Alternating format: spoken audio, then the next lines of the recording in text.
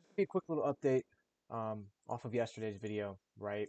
And it's just really poetic, kind of how this developed, because almost a couple hours after I discussed that, what was going to happen, at least in my opinion, we see a news pop, right? A quote unquote Greenland deal, whatever you want to say, right? Just more noise and exit liquidity for the larger institutional parties and the informed party, right? Um, so I had said before, I wasn't really a fan of kind of shorting just the initial sweep of the Tuesday high. I wanted the full in-log fill, and I wanted that 690 range, not only because it's the in-log, but because it's the UT, to really get an extensive position for a push down to 640 or 675 to 671.40, and then you can look for an LPSY. But it's really kind of poetic how this developed because you're gonna see like a three higher high distribution. We see the initial sweep of this gap in the previous high of week from Tuesday. Also, what I want to talk about as well is just kind of the deviation from the mean here, right? When we have such a big gap down and the continuation on a Tuesday session, it's really unlikely that we're going to continue to bleed into this gap from the 18th, just because of the fact that the draw is going to be into this gap where that supply is, and there's not enough selling pressure as much as there is buying that's going to go on throughout this session, especially with such a large gap leading like overhead. You're not going to see just the continued bleed, especially when it's coming off of a UTAD. You're going to see the DBA or the return to the mean here, which is going to be that in-log fill slash UTAD where you can build out your position, right? But regardless, we see exactly the kind of test of demand, right? We want to see a really weak pop, which we have seen. There's a lot of volume backing yesterday's candle, but it is kind of a news pop that's going to generate a lot of liquidity and counterparty fills. And we, immediately kind of see a massive, massive wick and kind of a weaker close in general. But it's really poetic, and I do think that this is going to be our test of demand. QQQ looks really weak as well. Like I said, it's just exactly kind of how I want it to pan out, right? We're going to have our pop, our test, and ideally our LPSY following the gap fill here. But it's just when I discuss kind of the return to the mean, it's just understanding the fact that we have a gap down to play with, an extensive amount of fear that's going to generate a lot of selling. That informed party is going to bid this up like they did throughout the entire cash session on Tuesday. And then we're going to see the rally into that gap where they're going to, sell the news, sell the pop, and where the just draw is going to be in general. It's all a supply and demand game, in my opinion. But going off of that, I want to discuss some other things, right? Because we have Meta up 4% today, and I'd said before that I was a big fan of this name, but right now it's just not giving you the best continuation. However, you can still have a position on here, right? You can bid this gap fill, you can get with METU, you can get like a 28-30% return, you can cover the majority of your position, and you can still be green here on METU. And you can still look for that pop to 700, right? Now, the slippage beneath this gap and the slippage beneath this gap kind of stray me away from this name, but I do think that this is like a reaccumulation within a distribution, a higher time frame distribution. I do think that with the earnings report being next Wednesday after hours, like a spike and a run up and an outperformance relative to like SPY and QQQ, and then like a little gap up generating a lot of counterparty fills is going to be kind of ideal here, right? Because we have this previous floor that was broken down, the dark pool print, and just the overall kind of bullish weekly close that we can potentially get here on Meta with the earnings report coming up. So I still do like METU and Meta Commons, but this is just a shorter term accumulation within a higher time frame distribution. Path, I mean, I still like this on Commons. It's a little speculative going forward. There were definitely better opportunities on the test and LPSY. I do think that $21 is kind of vulnerable though. I would not mind still having a small shares position, right, with a tight risk, kind of your breakup structure to the downside being your objective risk. But what I really want to talk about here is Moderna. I mean, this is a beautiful look, right? I talked about this yesterday, just how beaten down this name was, right down to 2020 levels, COVID levels, and when you find a name getting slammed, at some point we're going to see an interested party and we're going to see preliminary signs and climaxes built out and signs of an accumulation taking place. And when you think about an accumulation, right, you think about the goals of that accumulation, right? One, it's for a larger party to build out a position on the name, but two, it's for the supply to be wiped out of that range for an easy move up and really no resistance throughout that um, expansion phase.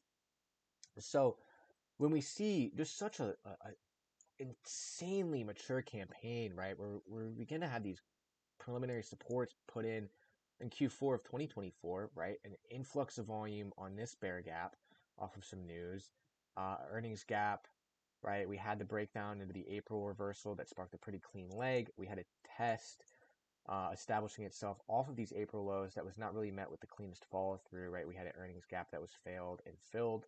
And then we had our spring established here and our subsequent test, right? And then we get the really clean opportunity where we see this kind of path of least resistance, right? This previous floor that had the seller around $35 per very prevalent and has shown his hand on the automatic reaction result in this kind of really weak pullback into higher low progression gap reclaim kind of, you look at this earnings gap, it was reclaimed, established a support, this kind of internal resistance that was kind of a weekly high that had been failed multiple times, and just a really good like weekly couple of inside bars following a really clean and harmonic pop.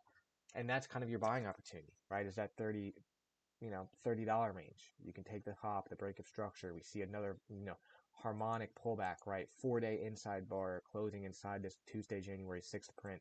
And then just absolutely butter, just a short squeeze, right? We have a lot of short, a high short float name, right? And a name where, that those parties buying back that inventory is going to just rally this. And when this range is just completely wiped of supply, we're going to see a push to $50 to $60. So that's just such a beautiful look. You don't even need to take, you can take some leverage here. What you can do is take some commons and then with some of your profits after, let's say you get a 29.50 average, a 25% return. You can take some leverage into the 13th, 17% pop, very high mover, with such a beaten down name. And then we just get the rally and you can just cover. This is up 82% on the year, but not even a month in.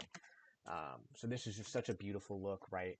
And all you have to do is, literally you can put some money into commons and look, hey man, I like this back up to 36, 27% return. Hey, this still looks beautiful. Let me get some leverage, and look for it to push to this $40 to $50 range because we have this seller that showed his hand, but when that supply is wiped, the draw is going to be higher, right? So just such a beautiful look, right? And I do still like MSTR. It's a little speculative, but we see kind of the harmonic pullback following this really nice spike on the 14th. We see the reclaim of the December 1st climax candle. I do think that there's an opportunity for some MSTX commons here to push the break of structure and to push the 200 range, cover, and then wait for an opportunity to 232, right? It's a little speculative with my output on the risk on SPY QQQ movement. Now we have seen Bitcoin can potentially underperform and outperform the broader equity market. So it wouldn't be something I'm super, super afraid of, but it's a little speculative for sure. However, I do kind of like how this looks. A really nice candle on the weekly closure last week. I'd love to see it close above that weekly open though, or that weekly closure, if we could get a nice spike, because otherwise it's going to be like a big bear gap to have to play with on an in-log. So it really depends on what happens, but I do like this name still. Then BABA. This is a phenomenal looking chart. Like I've said, the progression gap reclaim, the support turn resistance flip, kind of the break above the creek, the longer term accumulation. This is just, there's so many good commons trades. You don't even need leverage except for like a BABX, a METX, an MSTX, right? All you have to do is have a really objective risk to reward at 147 and just monitor this harmonic price action and the rally to 192. BABX is going to give you, what was it, 37? It's going to give you a 60% return to the break of structure. And it's just such a simplistic look on this chart right now that it's like butter. You see a nice pop, a higher low, a reclaim, and we get the gap up. This is beautiful. I'm thinking about developing a portfolio again, and it's like, okay, well, what would I want? this Moderna chart. Like if I'm just trading commons, you trade 1 to 2 good names. Moderna, $30. I mean, you can push this, cover some, re-add. Just absolutely beautiful look. MSTR, I think this could push a nice pop. Baba, I mean, you could bid this entire range here, build out a position, and just wait for a push to 190 to 200. Right, just a beautiful, beautiful look here. Even Meta, I love Meta right now. Right, Path, just great opportunities. But I do think that the short-sided trade and the test of demand is establishing itself at the current moment in time, and that's a big reason as to why you see, you know, growth names, healthcare names, China names, consumer staple and discretionary names kind of being and energy names being my long focus going forward instead of the risk on assets like Nvidia, Meta, Microsoft, Google, all these names that have been overinflated, overvalued, and have been extensively performing, but also building out distributed ranges. Palantir, Hood, PA&W, all those names, right? So just a quick little update going forward. Had to update after what happened and be prepared, right?